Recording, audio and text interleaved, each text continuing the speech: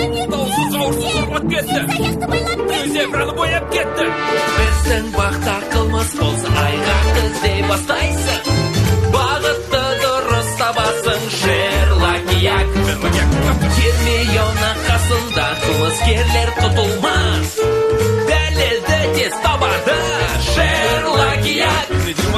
Орта бойлы ақылды қылмысты болашады. Әділетті орнатады, Шерлок-як. Шығып барамын. Шерлоктан бұрын табыңдаршы, горилланың басынан ұрған кім?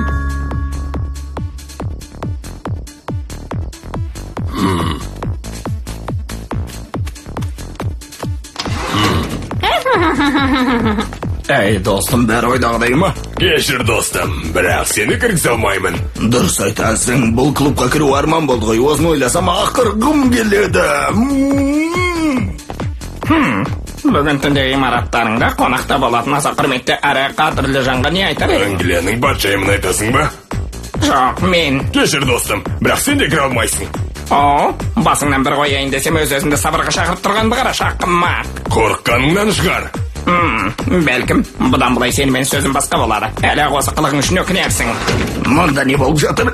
Клубтың іші әлі толған жоқ. Қайтсем пайда табуға болады. Әй, сен білемісің? Білмеймін, сондықтан сұраушы болма. Келгендерді кіргі сол үшін ақшалып жатқан жоқсың ба? Сәлем, достар. Кіруге бола ма? Кешір, достым, бірақ бұл мүмкін емес. Кешір, бастық, бірақ менің қолымнан келмей. Соңғы шыққанымен енді жаба берсең болады. Кездескенше, горилла. Кездескенше күн жақсы, сұлуым.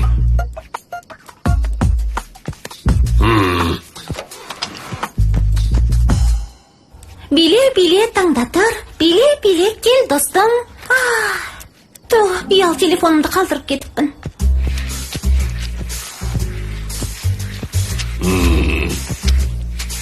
Горилла деген қорқақ.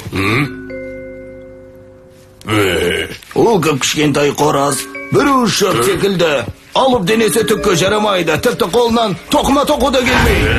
Тым шәттен жүріп кеттің, достым.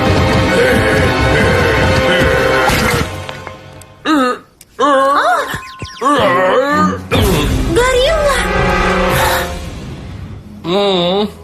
Қап, бұл не масқара? Көзге көрмейтін қылмыскер горилланы бабонның клубының алдында есінен тандырып кетті деймісің? Иә, қазір горилла Бики дәрігердің бақылауында.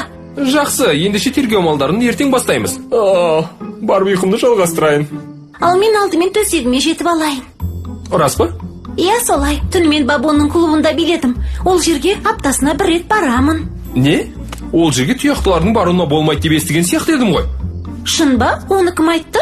Білмеймін, бірақ естігем. Содан бері барудан қалғам.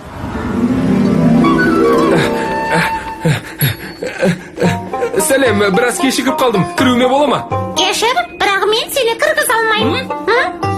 Қойшы, олай емесеңші.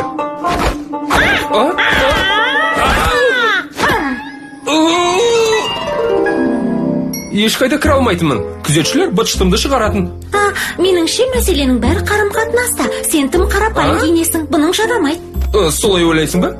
Әрине, ендеше ертең біраз кеңес берем. Бабонның клубына бірге барамыз. Жарай ма? Сол кезде мені кіргізеді деп ойлайсың ба? Ол жағын ойламасаң да болады. Тамаша.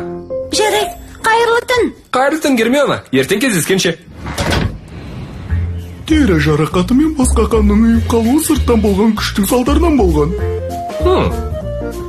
Біреу басына қатты соққы берген. Ол жерде болғанымда ешкім жоқ еді. Бұны кімнің істеуі мүмкін? Білмеймін, бірақ сыр жақтан мені балағаттаған дауыс шықты. Бара жатып көрсеттім. Көзге көрмейтін боксер ұрып кетті деген келеме? Қызық, мұндай соққы беретіндей саған кімнің тіс қайрап жүруі мүмкін? Клубқа біраз жандарды кіргізбейтінмін. Солардың ішінде Арыстан мен Көкқыз клубқа өмір кірмеген болатын. Сонда не үшін? Түсінсем бұйырмасын, достым. Олардың келбеттері ұнамайды. Ендеше біз оларды тергеп келейік. Оған дейін тынығып ал. Тынықпағанда не істеймін? Жұмысымнан айырылып қалдым. Бабын соңғы айдың жалақысын берместен мені жұмыстан шығарып жіберді. Ақшасын сақтап қалудың оңтайлы сәтін күтіп жүреді. Рас па? Жүр кетті, Гермиона. Қылмыс болған жерді тексеріп қайтайық. Аха, бәрі түсінікті болды. Қылмыскер гориллаға төбеден келген. Яғни мына тақтайды шегелеп, горилланың басы тиетіндей етіп дайындаған. Демек, горилла сыртқа шығып келе жатып, мына ағашқа басын ұрып алған. Дұрыс айтасың, Гермиона. Соңымнан ер. Бабунның бізге айтары бар шығар.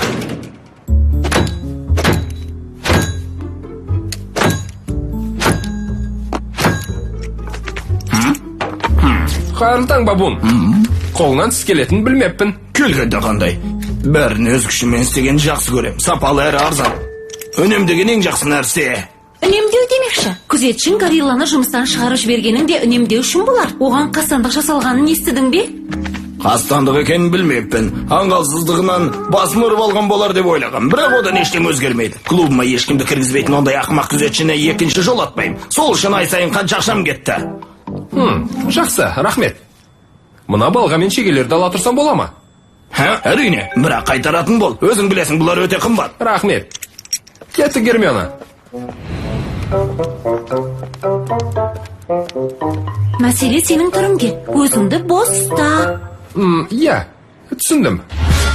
Бұлай жүрдегін келе ме? Әлде бұлай ма? Бәлкім бұлай шығар. Олай емес. Меніңше сырт киіміңе қосымша өзгерістер керек секілді. Ол қандай нәрсе? Әсем заттар тағуың керек. Еш уайымдама, ол жағын маған қалдыр. Түрің естен тандырады екен, достым. Қайта осы келбетімнің арқасында бабуының клубына кіре алатын болдым. Естуінше сен де кіре алмапсың. Иә, гориллаға қатты ренжіп қалдым. Клубқа кірейін десем менімен ерегесіп кіргізбей қойды. Кеше түнде де сондай жағдай болды ма? Иә, үнемі солай, бірақ одан өшімді алмай қоймайым. Өзім салған өзімнің суреттерім атты жеке көрме ұйымдастырып жатырмын. Көрмем бабунның клубында болатын болады. Осы арқылы сазайын бермесем... Ал, қылмыс орнынан табылған мына тақтай саған таныс па? Жоқ, кешір, ағаш өнері мені түкке қызықтырмайды. Кешірім сұраймын, көк қыз. Не деген, танымсыз едің. Бәрін қайта шегелейтін болдым. Еш уайымдама, саған қажетінің бәрі менде бар. Не? Шамаң жеткенше қаттыруың керек. Ал мен не істеп тұрмын? Рахмет, көк қыз. Тергеу қорытындысы туралы кейін хабарлаймыз.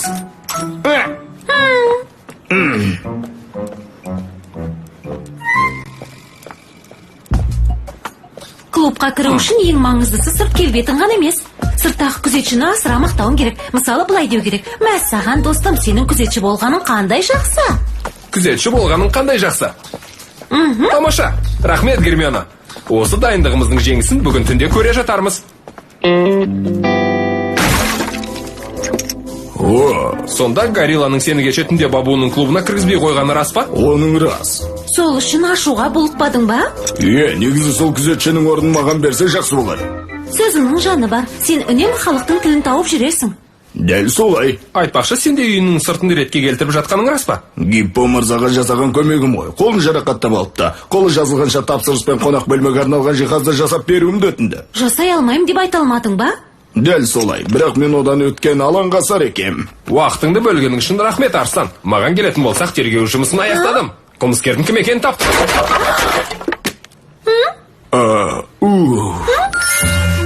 Сен не ойлайсың, жас детектив? Назар салып қараған болсаң, бәрін анықтағаныңа сенімдімін. Енді бәрін бір қайталайық. Горилла бабуының клубының күзетшісі. Жұмысын жақсы атқарады. Дегенмен біраз жандарды клубқа кіргізбейді. Оның бұл қылығына ызаланған қылмыскер клуб есігінің сыртына тақтай шегелеп, горилланың сол тақтайға басын ұрғанын қалайды.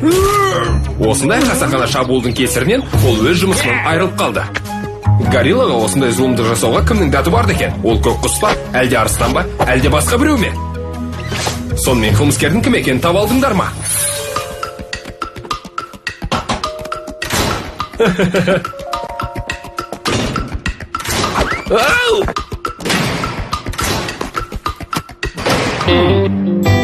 Бәрі оп-оңай.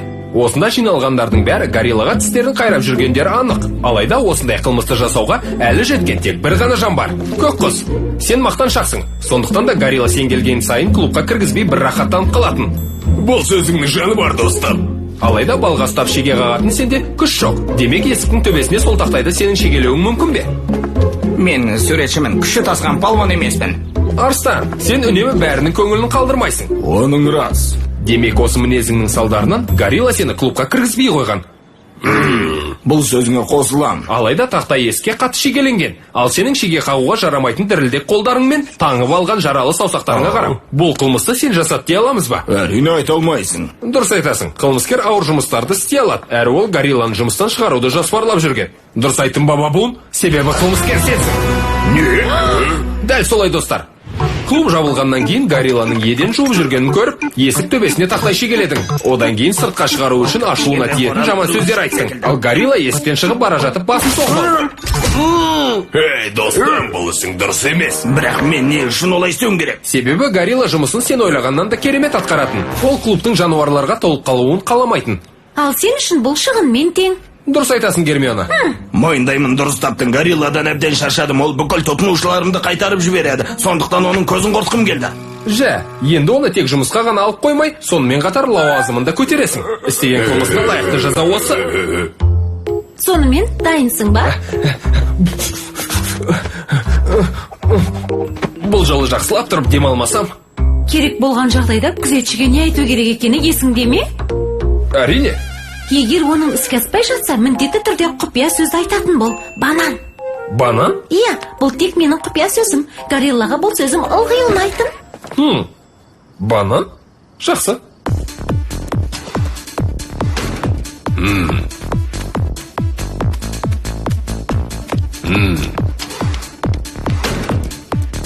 Сәлем. Сәлем, сұлуым. Ай, сәлем, горилла, қалайсың? Тоқтай тұр. Сендей күзетшінің болғаны қандай жақсы болды. Мен сондай қуанып тұрмын. Банан? Кешір, достым, бірақ сені кіргіз алмаймын.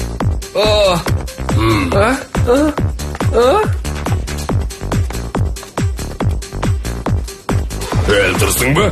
Бірақ мен Гермионамен бірге келгенмін. Иә, бәрінің айтатыны осы. Мен расында да сонымен бірге келдім. Көп сөйлемей бұлай тұр деймін. Қап, менің арқамда жұмысыңа оралғаныңды ұмытып қалдың ба? Тыңда, достым, бір айтқанды екінші қайталап ба? Бұлай тұр, басқалар кірсін. Сәлем, достым, бәрі дұрыс па? Жақсылап демалыңдар. Балапан телеарнасының тапсырысы бойынша аударылып дыбысталған. Редакторлары Бақыт Күләбішева, Мөлдір Мырзабекова. Аудармашылар Ұлдана Әлімбекова, Индира Әбілқасымова.